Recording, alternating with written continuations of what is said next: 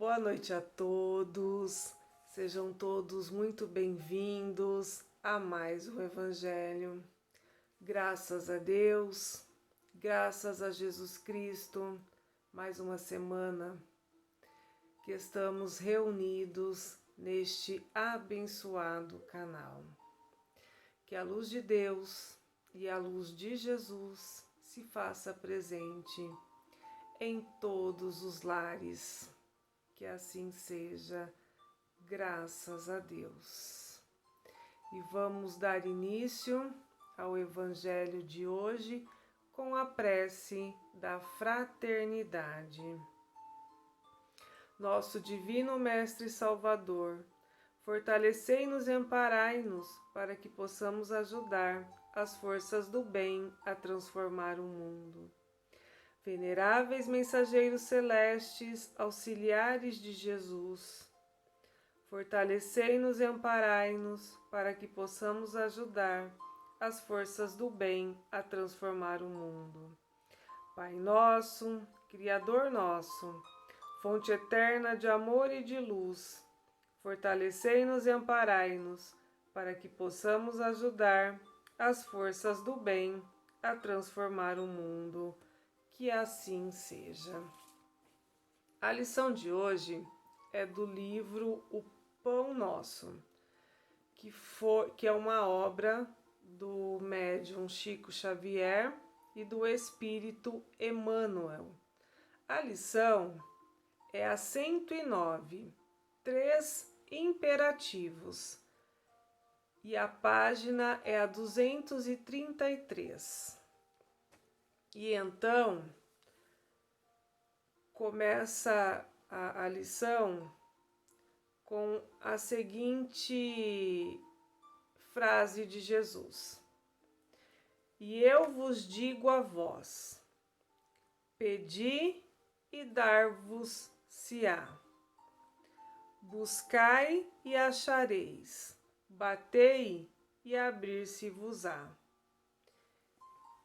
Este texto está no Evangelho de Lucas. Pedi, buscai e batei. Emmanuel informa que estes 3 imperativos não foram enunciados por Jesus sem um sentido especial. Ou seja, tudo o que foi falado por Jesus, tudo o que foi exemplificado por Jesus tinha um sentido especial, que é o sentido de instruir a cada um de nós em nossa caminhada evolutiva, nas correções das nossas imperfeições. Emmanuel alerta-nos que no emaranhado de lutas e débitos da experiência terrestre, é imprescindível que aprendamos a pedir. O que devemos pedir então? Emmanuel aconselha a pedirmos caminhos de libertação.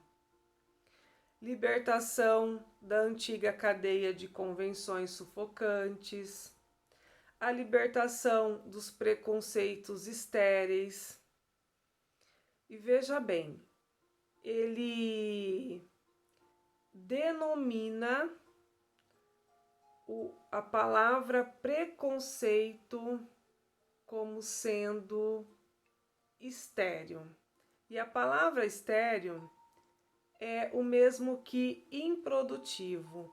Então, ou seja, todo preconceito, ele é improdutivo. Todo preconceito, e nós podemos avaliar isso ao longo da história, ele nunca trouxe bons frutos. Pelo contrário, o preconceito, ele cega a alma, ele acorrenta o bom senso.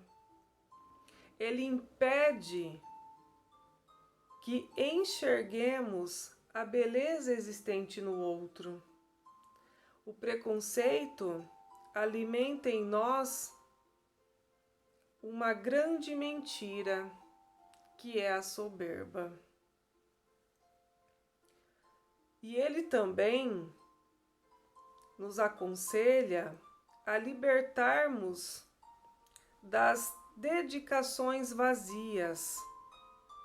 Só que para isso precisamos buscar o verdadeiro sentido da vida, a consciência da nossa existência.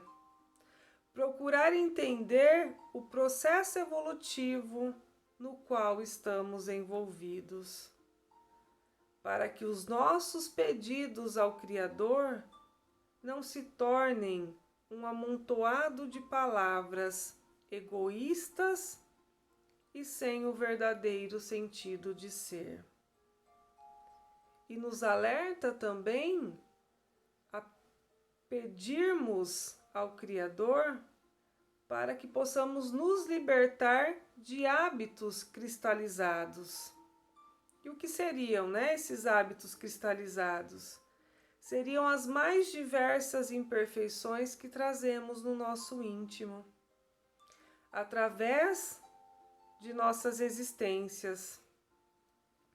E essas imperfeições, elas também podem ser denominadas como sombras, ou seja, aqueles sentimentos, atitudes e pensamentos que insistimos em rejeitar, só que guardamos lá no nosso íntimo, porque temos vergonha de senti-los. Mas, ao invés de escondermos, devemos olhar para cada um deles com muito carinho. Devemos aceitá-los e então transformá-los. Tarefa fácil? Nem sempre. Impossível? Não, porque faz parte do nosso processo evolutivo, que é um processo natural. Mas se ficarmos postergando o reconhecimento desses sentimentos que rejeitamos e por isso escondemos, a tendência será atrasar a nossa reforma íntima. E Emmanuel ainda acrescenta no texto: é necessário desejar com força e decisão a saída do escuro cipoal em que a maioria das criaturas perdeu a visão dos interesses eternos.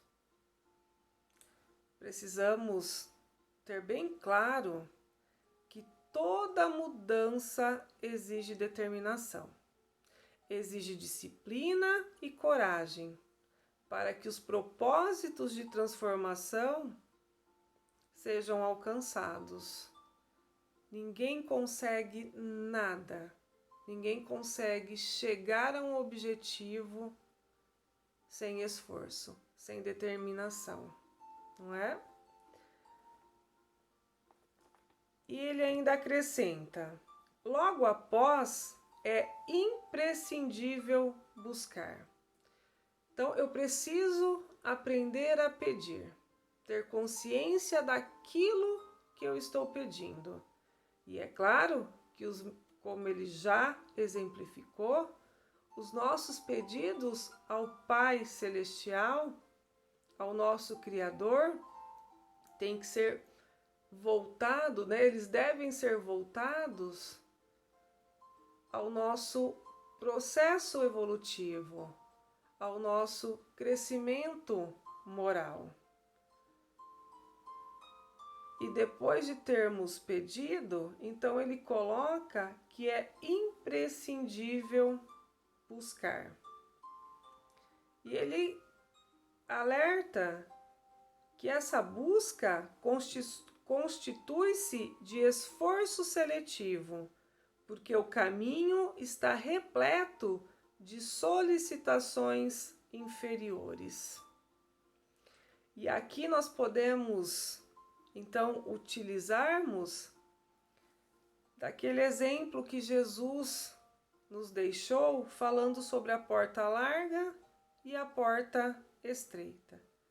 Que a porta larga é o caminho dos prazeres terrenos e a porta estreita, o caminho dos prazeres espirituais, mas que demanda um maior esforço. E ele diz que muitos perseguem miragens perigosas, à maneira das mariposas que se apaixonam pela claridade de um incêndio. Chegam de longe, acercam-se das chamas e consomem a bênção do corpo. Nós podemos entender aqui essas miragens sendo as ilusões terrenas que nos leva à decadência moral. E ele continua: é imperativo aprender a buscar o bem legítimo. Olha, é necessário aprendermos a buscar o bem legítimo, porque ele já coloca aqui, né, que o caminho está cheio de solicitações inferiores. Então, por isso, quando eu entendo aquilo que eu preciso mudar em mim, então, detectei o que tem que ser mudado, compreendi que tal sentimento, tal pensamento, tal atitude já não cabe mais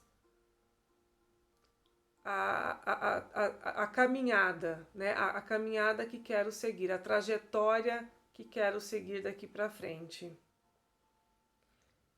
Então eu preciso traçar um objetivo para que eu consiga alcançar aquilo que eu vou buscar. E no caso eu estou buscando a minha transformação moral. Então eu preciso aprender a buscar isso. Eu não posso simplesmente sair feito um carro desgovernado, né? Eu tenho que traçar objetivos para isso.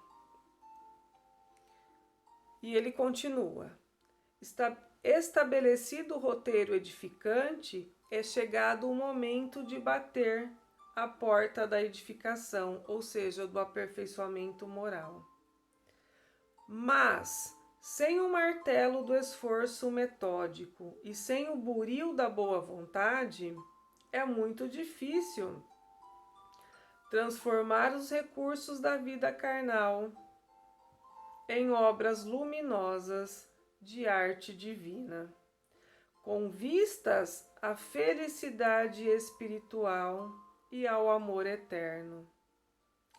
Não bastará, portanto, rogar sem rumo, procurar sem exame e agir sem objetivo elevado. Peçamos ao Senhor nossa libertação da animalidade primitivista. Busquemos a espiritualidade sublime e trabalhemos por nossa localização dentro dela, a fim de converter-nos em fiéis instrumentos da divina vontade. Quando eu leio essa parte do texto, eu lembro de Paulo de Tarso, né?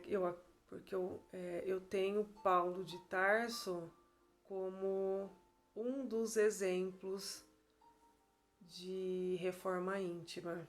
E esse texto ele fala, né, sobre a busca da nossa reforma íntima.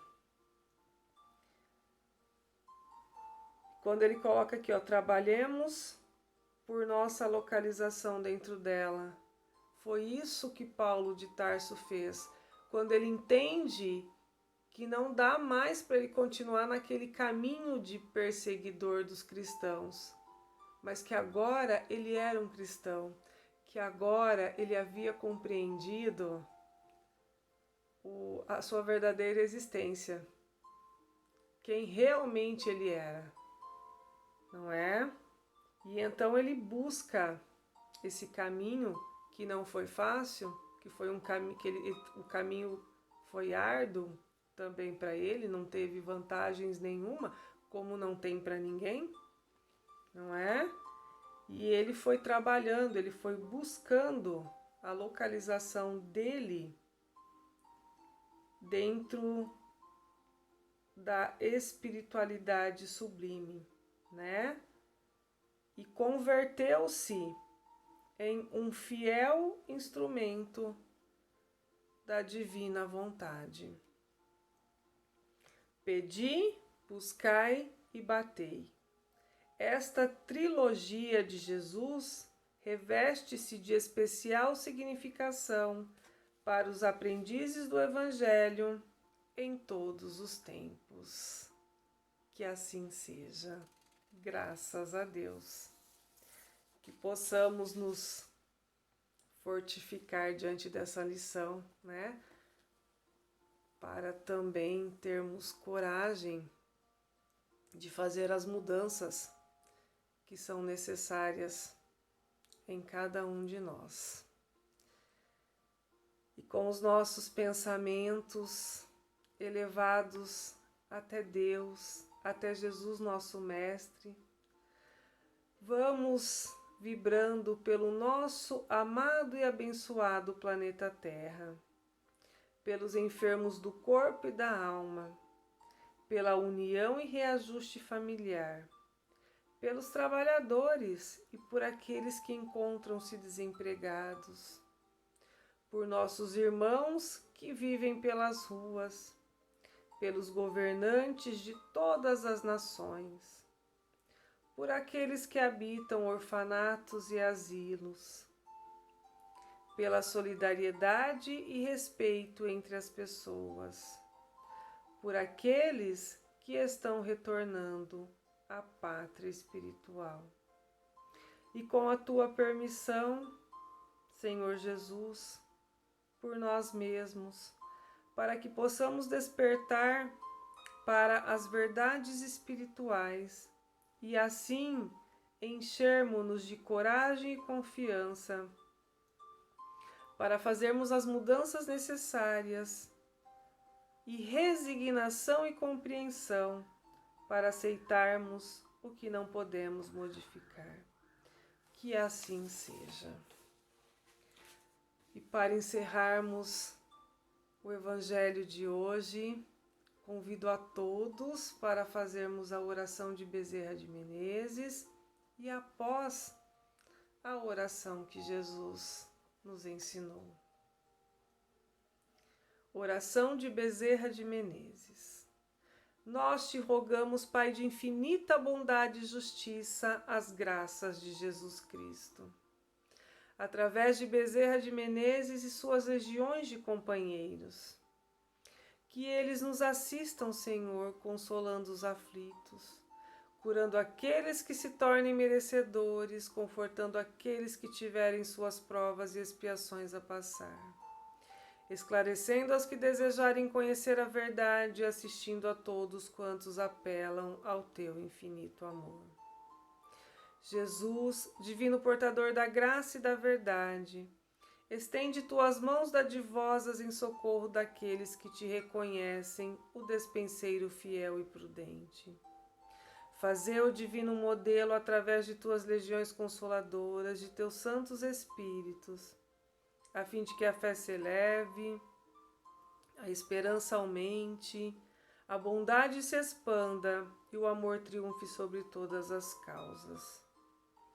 Bezerra de Menezes, apóstolo do bem e da paz, amigo dos humildes e dos enfermos, movimenta as tuas falanges amigas em benefício daqueles que sofrem, sejam males físicos ou espirituais. Santos Espíritos, dignos obreiros do Senhor, derramai as graças e as curas sobre a humanidade sofredora, a fim de que as criaturas se tornem amigas da paz e do conhecimento, da harmonia e do perdão, semeando pelo mundo os divinos exemplos de Jesus Cristo. Que assim seja.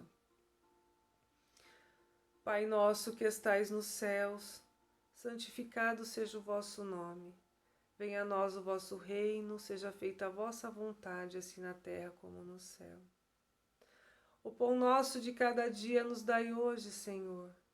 Perdoai as nossas dívidas, assim como nós perdoamos aos nossos devedores.